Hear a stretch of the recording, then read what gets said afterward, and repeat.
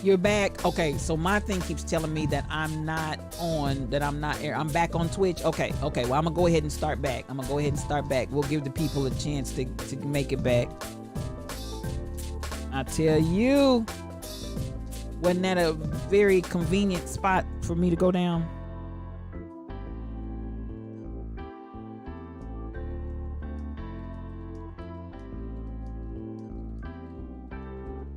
Okay, I'm back on YouTube and Twitch. I don't know what's going on out there on Facebook.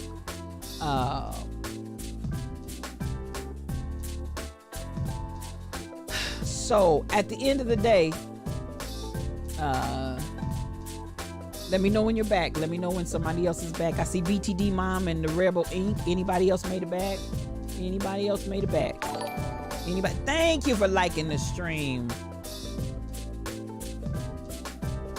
You're on Twitch and YouTube. Okay. I may not. Hey, I see you, Royal Confessions. Thank you. I thank you. Now, I feel like it was real convenient. I got cut right there, y'all. So, and Facebook may not make it back because I know they have very stringent monitoring that they're doing on what they'll allow and what they'll show. Came back on Twitch, but it's buffering. Okay. Okay. We'll see how we're going here. So at the end of the day, I have to really address, and I don't see anybody here from Facebook. Anybody here on Facebook? I don't think I got Facebook back yet. Anybody here on Facebook? I'm still looking for some more to make it back. Let me know when you're back. We're back on Facebook. Great. Thank you. Okay, we're back on Facebook. We'll give people a hot second to get back in here. Boy, did I make some, did I stir a hornet's nest? Did I stir a hornet's nest? We back on Twitter. Okay, great. So at the end of the day, I'm going to go ahead. Thank you for liking the stream. Yes, you. Thank you. I just want to deal, and I'm going to ask you all to, again, let's be vigilant in saying and demanding change. I saw, and that's where I was when I got cut off. I saw a repeat visually. You all remember when they tried to get George Floyd in the car. Then for whatever reason, when they couldn't get him in the car, then they took him down to the ground. So visually, I saw a repeat of that scenario. And thank you to everybody that came back. I do want to say thank you. Some may be, I know it can get frustrating to have to go out and come back in, but I thank you for coming back. But this is what I want to address. There is no reason that this little boy should have ended up on the ground. Even before that, if you saw the guard, who was not even a police officer, who put the little boy in somewhat of a chokehold, but definitely relaxed it because the bystander was not going to let it go. Hey, take your hand off him around his neck. Don't grab him like that. Don't put your arm like that. So you saw him initially where he wanted to tighten that hold. Oh, it's a good thing it was recorded, BTD Mom. He wanted to tighten that hold on that young man, but when he saw they were going to be relentless in recording, and the other individual, the other bystander, just kept on advocating for the young man and for the behaviors of the officers. And as he pointed out to the man, you're not even a police officer. Don't touch me. And why he seemed to feel like he was the right one, two women that were police officers and this man who apparently was some kind of RoboCop or guard with his arm around the little boy's neck. That's where, thank you everybody for coming back. I see you coming back in slowly but surely. My apologies for the loss of stream. I do not know what happened, but I appreciate you for taking the time to come back. Thank you so much. But the diligence, that's what I really want to highlight. The diligence of the bystanders not to let it go. Take your arm off from around his neck. The boy wasn't doing anything that required a chokehold. Then, now this is the other thing that I hope you all saw. The officer that came and said, "Hey, I know you," as if he had a run-in with the little boy prior to. We're setting up dialogue so that because listen, I want you to understand, some of what police officers do is purely theater. And I don't care. But now that they know they're being recorded, some of that recording that they're doing is theater. So I thought it the strangest thing. The police officer shows up. He doesn't ask the boy. He doesn't ask the officers. He doesn't make any inquiry at all. He just walks up to the boy, looks over at him and says, "Oh, don't I know you?" To me, that's pure theater. Because now we're trying to give an impression for those. If the video goes viral like that one did, if the video goes viral, the people hear the police officer making an allegation and a charge like he's had some run-in with this little boy before. So, I want us to be fully aware of antics and all of these tactics, because now that they know that they're being recorded, then you're going to have a different scenario that's going to be skewed based on their theatrics. Then they proceed to take and put the spit guard on him, but the little boy was not spitting. The little boy was not spitting, and nothing that I saw showed where he had spit on anyone, particularly at the time they put the spit guard on his face. And so the young man said he's not spitting. This is so he won't. In case he does, we're not taking any chances. Let me go back to Dylan Roof. Let me go back to all of the other white supremacist hatred kids that killed multiple people. I got a shade on that. Killed multiple people. They were not manhandled. They were not. Listen, the one little boy got back in the car with his long rifle and his mama. Drove across state lines back to his house. And mama is seen recorded with him at a bar while he's underage. But as long as mama is there, it's all fine and dandy. This little boy, who's much younger than any of those individuals that we're talking about, is handled. The white guy attempted to put him in a chokehold, and the bystander just kept challenging him. Take your arm off from around him like that. And then we can't get him in the car. Sad. Y'all can't get the little boy in the car. Then you take him down to the ground. Then we top it off with the spit guard over his head. Now, I feel like my reason for saying this is that we are seeing a pattern that is consistently used in the Black community, but it's not used elsewhere. And we need to address it. We need to be able to say this behavior of the police department towards Black bodies, and especially against Black children, is completely unacceptable. So the whole picture that comes to mind, if you've ever seen slaves and pictures of slaves on the slave block back in the day, in slavery times, they often had that muzzle on their face. And I don't know, do you feel like there's something about the muzzle or the spit guard over our face that helps to perpetuate your perception of us as animals? The little boy wasn't even spitting. The young man pointed out, but he's not spitting. Well, this is for protection, so that he doesn't, in case he does. So at the end of the day, I'm going to continue to push and promote for police reform and behavior that must be modified. People that need to be off the force, gone. There's no reason for you to be there. My little white Karen that had on a badge that wanted to be all that and a bag of chips, and you start throwing the F-bomb around, and if you throw the F-bomb around and the little boy throws the F-bomb around back, don't be upset and don't be mad, because listen, if you don't have any restraint over your words, why do you think this little child is gonna have restraint over his? You are the person in charge. You are the authority. You are the power that we're looking to have better behavior than a little kid.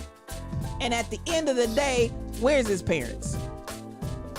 So I wanted to show that, and that's my close today for video, because I'm just like, come on, y'all, come on.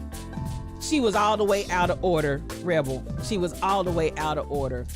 And this is my thing, because even what they're trying to push and propagate in the George Floyd trial, the officers were distracted. And when you got people calling you names, and you got the people were desperate to get this man to listen to them.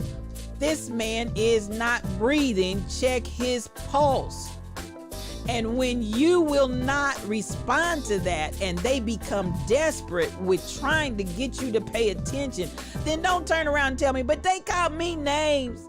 They called me names and I was distracted. That's why I didn't know I was suffocating and killing the man. I didn't know it because of the people. Shut up talking to me. That's foolishness. And if you're not any better trained than that, you don't need to be on the police force. You are the weakest link. Goodbye. So I wanted to show that. I don't know how many of you have already witnessed that and seen it. But our little black children are out here being accosted by the police officers. It's nothing new, but it was videoed. So that being said, I'm going to close out. I'm going to come on back to my last that I want to cover today, my word of the day. And I'm a little bit in a headspace because that kind of foolishness makes me say we've got to come together with a collaboration to stop this foolishness. We've got to stop this foolishness against our men, our little boys, our women, our little girls. We've had enough. Enough is enough, and too much is too much. So we come back again to this point of collaboration. And so the whole existence of Not Afraid to Speak, the whole existence of Jasamis, we're trying to get people to come together in a collaboration, not just our entity and our organization, but even on last night, I joined again with another group that reached out to me because of a situation here locally that we're dealing with in housing and the homeless. And one of our young women preachers and pastors, she is phenomenal woman, Cassandra Wainwright. I just want to give her a shout out for the good that she's doing out here in these streets, for the homeless, for the LGBTQ community, for the trans community, for anybody that is really in need of being empowered and defended in our streets. Cassandra Wainwright, Pastor Wainwright and her husband are doing a phenomenal job. And I received from the Concerned Clergy of Kansas City. She reached out to me on yesterday regarding an event that happened here a few days ago to participate in that. And yes, guess what? I'm there. I'm there because I believe in collaboration. I believe that we're going to have to come together, pull all of our resources together. And before I go there, I want to do a recap even from yesterday's. I take the thoughts and comments that you all put in my chat, and I actually go out there and I put them in my Discord channel for empowerment. And yesterday's empowerment, as we started on the idea of collaboration, I just want to share some of the stuff that came out of that as I get ready to go in this. SK8843 said, Build Back Better requires common purpose among many entities and collaboration. We're village building, and that is absolutely correct. Sister Cassandra Isaiah was hot on yesterday. Collaboration will help all nations, peoples, and communities. Let's collaborate with each other. What is it that you have in your hand? Question mark. What is it that you, yes, you have in your hand? Question mark. Pull it out. Pull. Pull it out and pull it out. Pool it out. Just use it and collaborate with what others have in their hands, and we can do this. Cassandra, again, united we stand, divided we fall, and Lord have mercy on us all. It's time to change, collaborate, and participate. Speak, teach, and reach. By all means, preach. And then wake up, come out, collaborate, and move about. And then her last one that I really care, be there, collaborate, and share.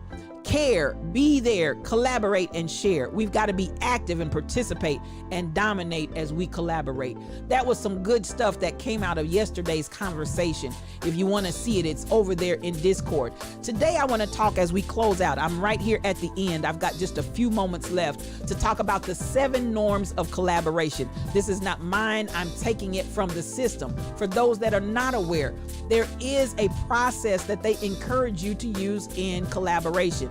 I'm not just limiting it to that. I also want to pull out some points there. Collaborate with people that have same vision and goals that you support and that you really believe in. If you, even with the Moms Against Murders or whatever, something close to that is going on here in the city, I got to reach out from them. And this is the thing. When people find out that you care, they will start asking for you to come and participate. When people find out that you genuinely care, they will start coming to you and asking you to participate. So listen, all you got to do is get up from there and get busy. Find somebody with causes and ideas. We got way too many murders going on in our city for sure. So at the end of the day, don't wait until it's your family that's been impacted. If you believe it needs to stop and it's wrong, we need to get on it now. Get in the fight, get in the mix. Don't wait until it's you. Don't do the Sarah Palin. Don't wait till you have COVID-19 to come out and talking about we need to wear a mask. Listen, we've been saying that the whole time. So I want us to walk this back and then find ways where as you get into collaborations, whoever you're collabing with, I got a chance to, my nephew before his demise was working on a project that even after his demise, Cassandra was very, very instrumental in making sure that event still took place. And it was a phenomenal event. That was my first time actually getting to meet her. Find people that you like and you can hang out with and enjoy yourself. Because listen, if you're getting ready to go into a collab and be miserable, that's the wrong collaboration. Find some folks that you can hang out with. And even though you may be dealing with some really, really heavy topics, you still have to find a way to be able to approach that and do it from a place and a space that you still feel good about what you're doing. So this is what the 7 steps of collaboration. Collaboration and cooperation are 2 different things. So I'll talk about that a little bit later on in the week. Number 1, there's 7 norms of collaboration. Promote a spirit of inquiry. So what you want to do is create a situation where people want to know more about your idea. Let me unshade because I'm speaking truth here. We want people to know, I want to know more about your idea. I want to know more about your position and what you're talking about. Tell me more about it. That's the first thing that you need to create so you can begin to stimulate people's minds and their desire to want to collaborate with you and what you're doing. So first, we want to fully understand the idea. Then secondly, after you've promoted that spirit of inquiry, I want to know more. Then you want to pause. And this is something a lot of times people struggle with because they just won't stop. They just keep going. What is the purpose of pausing? As you are talking to your potential collaborators, you need to make sure that everybody understands fully what it is that you're wanting to collab about. So you want to stop and just give everybody a minute to think. Give everybody an opportunity to just process what they heard. Before you respond, before you give an answer, before you ask a question, just stop and pause. Allow yourself time to think. Allow the person that you're dealing with the time to think also. Then paraphrase it. After you've paused, stop and take a moment to paraphrase. So this is what what you are saying is, are you saying, is this what you're thinking? You're wondering XYZ. Your intentions seem to be this. Paraphrase so that everybody involved is clear that we're all on the same page. Because one of the most devastating things is to get into what you thought was a collaboration, only to find out you're on one page and they were really on another. So let's go back before I go all the way through the 7. Let's go back and promote a spirit of inquiry. Make them wonder and ask questions and think about what it is that you're proposing that you want to collab on. Then pause to give everybody an opportunity to think about it. Then we want to paraphrase what I believe you're saying is. Make sure we got clear communication and everybody's on the same page. Then probe for specifics. Say more. I want to hear more about what you're talking about. I'm curious, please. I'd like to hear more about what you're saying. And do you mean everyone? Specifically, what are you trying to accomplish? Make sure that you get those specifics in there, because that specificity allows us to know sometimes it's so far out there, it couldn't be accomplished if 10,000 people came together and do it, because write the vision, make it plain. The vision's not plain. I need specifics. I don't need that broad vision, but we got to bring it into some level of specifics and make sure that we're clear on where it is we're trying to go. Then put the ideas on the table. Now you want to get, and this is the thing about collaboration, you want to get people from different sides of the aisle. You don't want everybody on one side of the aisle or one type of gift, one kind of talent. You need diversity here, and that's why diversity is so powerful. If and when you get diversity, you have the ability to get a broader, rounder picture of what it is you're trying to accomplish. You're not just in a one-track vision, one-track minded way of operating. And the beauty in that, I may be artistic and creative, you may be analytical and a person that goes through process. The creative needs to be with the person that's analytical, because the creative and the analytical coming together is synergy. We have synergy and energy together when I can take my creative juices and you can take your analytical processing, and we can put a process to my creation and actually make it work. Some creatives stay around creatives only, and if you got creatives with only creatives and nobody in that process is analytical and they don't do the, okay, I see the vision, but here's the bones and the meat and the sinew and the connective tissue. If you don't have all of those pieces, it's still going to continuously just be out there and float around. Then let's put all our ideas on the table. Now understand this. We're just trying to get an understanding and get an idea. Let's get our thoughts out of our brains. Let's get our intention comments out there. Let's actually talk about, well, this is an idea, and then hash that out. And then somebody else, here's a possible approach to how we can do that. And you just keep hashing it out and allowing more and more ideas to be brought to the table for consideration so you can end up with the best product. Now understand, this in the process of Scrum, and I've talked about Scrum before, when you start talking about software, because software is in constant development. Software is constantly updating, upgrade. When you get in Scrum, you have that constant where you're always going back. And what are the things we talk about? You got to be transparent.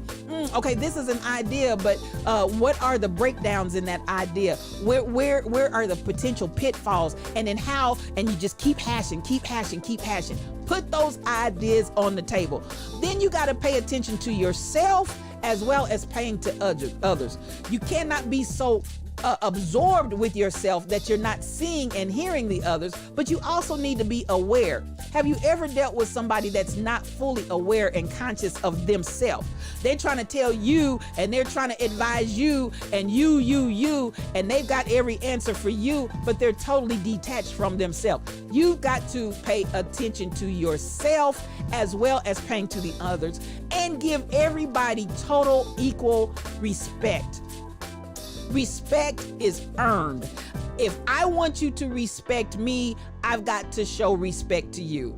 And then I have to pay attention to my own things. How am I responding? How am I reacting when certain things are being said? Because baby, you're giving off body language. You may be grunting. You may be without knowing it. I need you to pay attention to your reactions. How am I feeling about what's being said? How are others reacting to what I say? And how I'm saying it? Because sometimes it's not what you say, it's how you say it. Have I used the possible charged language unintentionally? And this, when you start talking about between differences of ethnicity, anytime you start talking about differences, even I have to pay attention to what I'm saying. If I'm dealing with people that are given to patriarchy, I have to be careful about what I say and how I say to somebody across the aisle. Am I using very, very charged language? Am I using something that's going to get them really riled up or cause them to put up a wall before I even really get my thought out? I've got to pay attention to myself and listen and taste my own words before they come out of my mouth. What kind of energy am I giving across, as well as my other parties involved that are collaborating with me, those collaborators. We all have to be accountable to one another. So I'm looking and I'm saying, I got the transparency that I got to deal with, and then I got to inspect it, and then we need to modify. So all of this is on the table in my collaboration, and I'm constantly working on it. Last and certainly not least, presuming positive intentions. I have to believe that everybody that's here in this collaborative really has positive intentions.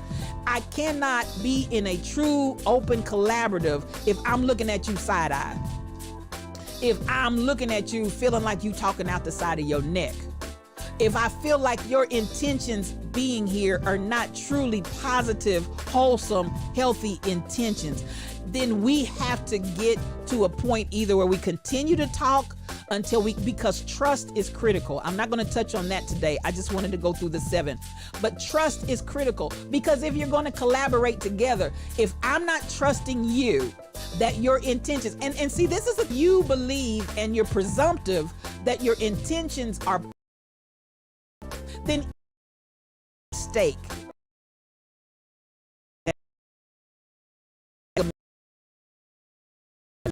Step. If I believe that your intentions are positive, then I can basically believe that we can walk this journey together, even when we make some mistakes together. So that's where I want to really kind of close on the day. I'm looking like I'm still having streaming issues.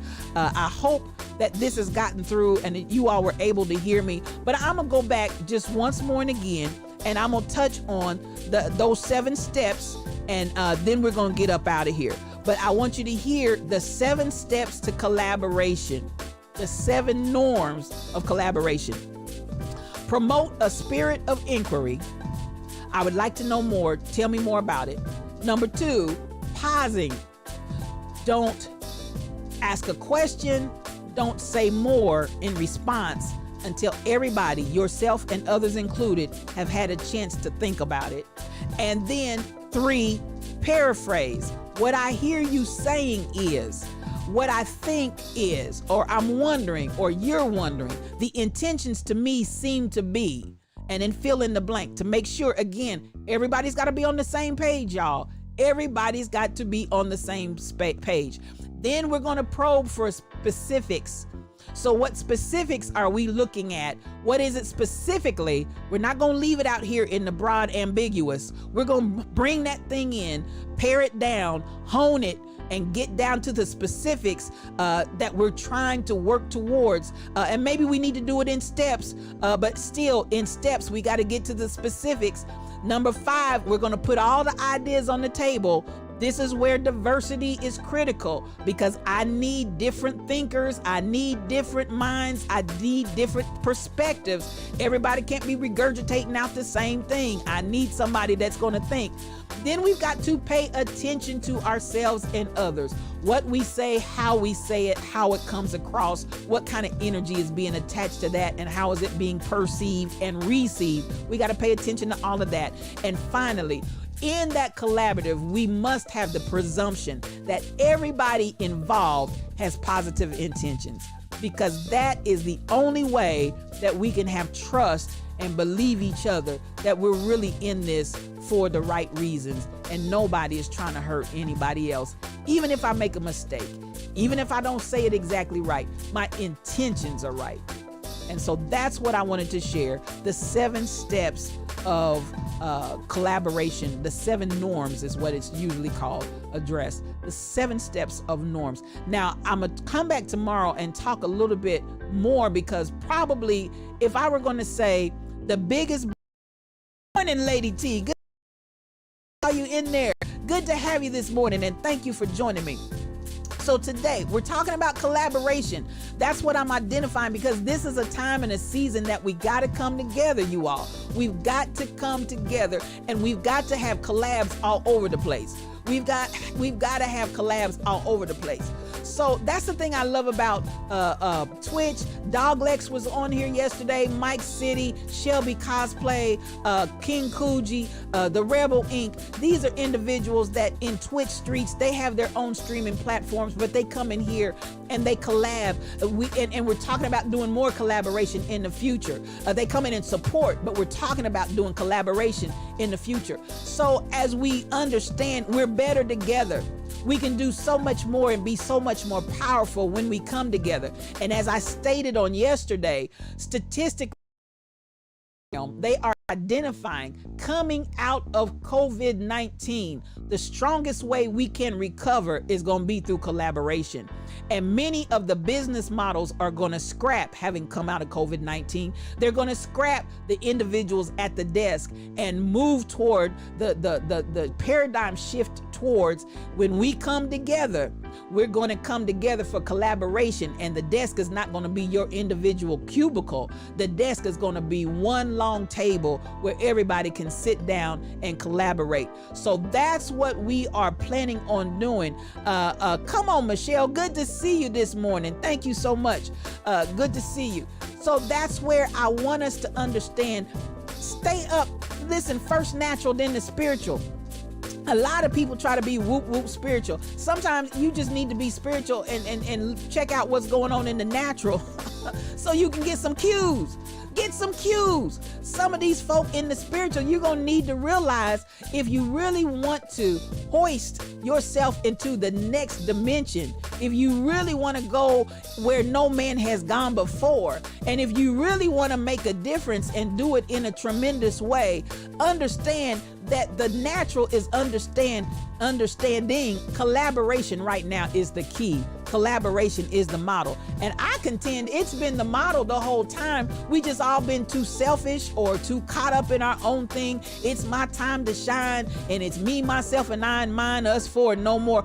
All of that has driven us. All of that has permeated. All of that has been really the ensnarement and the entrapment that we have experienced in not seeing the power of uniting together. And I'm gonna say it one more time, and I'll probably say it again tomorrow. The Justice League. Batman's biggest problem was getting the people to come together. And I really want us to understand at the core key element of that is trust. That will take me to, and I'm gonna close with this. You all remember when Aquaman looked at the Bionic Man, or whatever that Joker's name was. I don't remember what his name was, but the man that had been made by his dad and created some kind of technological creature. He looked at him and said, how do we know you're not working for the other side?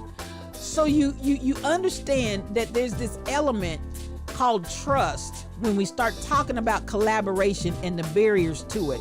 That issue called trust is going to be something, and particularly with Black folks, can I just be real? I am saying especially with Black folks, we're going to really have to deal and heal our issues with trust, because that's going to be one of our greatest enemies to collaborating, is that people are going to really struggle to trust each other. So there you have it, the 7 norms, and I hope that you all are able to take that today, not just in what I'm sharing with you here in Yes You O Cube, as far as organizations, but listen, this is something you all can start taking. Many of those 7 steps, you need to utilize that in your personal relationships. Some of y'all need to make sure so that everybody's on the same page, because listen, a relationship should be a collaborative. A relationship should be a collab. So if it's missing that mark and it's off in some way, shape, or form, we need you to get it back on, okay? Because that's what we're looking for. Creating healthy collaboratives where we all win even greater than we would win on our own. And so that's all I'm going to share on today. We're going to come back with another piece of the collaborative on tomorrow. I appreciate everybody that's come in here and shared in While We Slumbered, Slept, and Slobbered. I appreciate your input. And you know what? It's another day's journey, and I'm glad about it. Well, this is another day of Yes You O Cube. One-on-one, just me and you. This is your spiritual thought leader. This is Regina L. Stillman, and I appreciate you for joining me on today. And I want you, as you go out of here, I want you to know you can follow me on Facebook, YouTube, Instagram, TikTok, Patreon, Twitter, Twitch, Anchor, Discord, and more. It's all out there for you to join me, and I hope that you would. I hope that you would join me out there, because we are moving forward, and I'm so happy to be in a collaborative collaborating, and I hope that you're able to take something away with you as you go. Now, I like to always close this out. My dear friend Rhonda Royal says, listen, I want you to know, if you don't deal with it, it will deal with you. And so in this day and this time, we ain't leaving nothing out there flapping. We dealing with everything that comes our way. And we're not just talking about change. We will be the change. And as I like to always say, it's us, you, me, we all, because we all in this together, y'all. We are all in this together. And so at the end of this podcast, I want to thank you, each and every one that came in. Listen, Lady T, I'm so glad that you're here. Thank you for joining us on this fine day. And you're always welcome to come back to Yes You O Tube. One-on-one, just me and you. I love y'all, and I want y'all to have a safe and peaceful day. Peace for your journey.